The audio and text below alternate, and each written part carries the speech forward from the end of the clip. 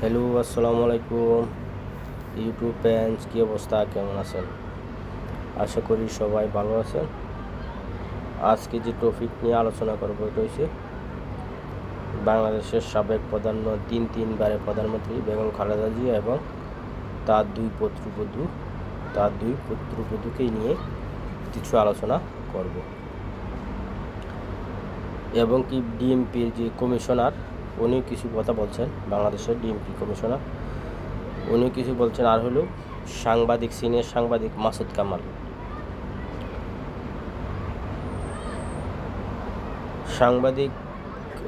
কামাল উনি কিন্তু সচরাচর দেখি যে বিএনপি মানে যে যারা সাপোর্ট করে এটা তো ব্যক্তিগত ব্যাপার, কিন্তু এতদিন যেটা দেখলাম মাসুদ কামালের টকশো আমি দেখি অবশ্য, কিন্তু উনি দেখলাম যে যে কথাবার্তা বলে এটা মানে বিএনপি বিরোধী বলে এরকম একটা। কিন্তু গতকালকে যখন খালেদা জিয়া আসার পরে তো এই খালেদা জিয়াকে দেখার জন্য যে মানুষ জনসমুদ্র হয়ে গেছে, তো ওই উঠে দেখে কিন্তু তখন আর সে খালেদা জিয়ার বিরোধী বা বিএনপি বিরোধী কথা বলতে পারে না। যেটা সত্যি সেটাই উনি টকশোতে তুলে ধরেছেন মাসুদ কামাল, সিনিয়র সাংবাদিক। উনি বলছেন যে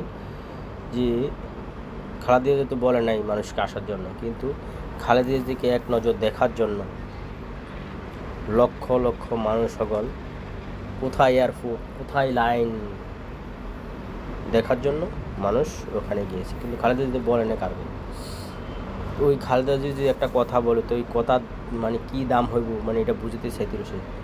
আর খালেদা জিয়া হলো গণতন্ত্রের যে মা যেটা বলে, বা গণতন্ত্রের একটা মানুষ, ওটি বুঝতেছিল সাংবাদিক মাসুদ কামাল। নাকি আর হলো মাকে কাছে পেয়ে উৎফুল্লতা ছিল জুবাইদা রহমান। তারেক রহমানের স্ত্রী জুবাইদা রহমান ওনার মাকে হাসপাতালে দেখে উৎফুল্ল ছিল, খুশি। অবশ্যই সবাই তো মাকে দেখে খুশি থাকে, এটাই স্বাভাবিক। তো জুবাইদা রহমানের মাকে দেখে খুশি ছিল, এটা কোনো ব্যতিক্রম কিছু ঘটে নাই। যাই হোক, এটাই স্বাভাবিক, মাকে দেখে সবাই খুশি। তো আরেকটা জিনিস হলো যে জুবাইদা রহমান নাকি প্রার্থী হতে পারেন, এরকম একটা আলোচনা চলছে। ভালো দিক অবশ্য, প্রার্থী হবে খালেদা জিয়ার পক্ষ থেকে ওনাকে প্রার্থীর ঘোষণা, তাও আবার 17 বছর পর মা মেয়ের সাক্ষাৎ। জুবাইদা রহমান এবং জুবাইদা রহমানের মাকে 17 বছর পর দেখছি, অবশ্য খুশি হওয়ার কথা, ভালো দিক এটা। এবং কি একটা শিরোনাম হলো বেগম খালেদা জিয়াকে সারা বিশ্ব গ্রহণ করবে। অবশ্যই গ্রহণ করবে, কেন গ্রহণ করবে না? সে তো একটা যে গণতন্ত্রের প্রতীক বা গণতন্ত্রের মা বেগম খালেদা জিয়া। প্রার্থী হচ্ছেন জুবাইদা, অবশ্যই প্রার্থী হবে। আবার জিএম কাদেরও খুশি, খালেদা জিয়া ফেরাতে খুশি, ভালো কিছু বলছে জিএম কাদের। যাই হোক,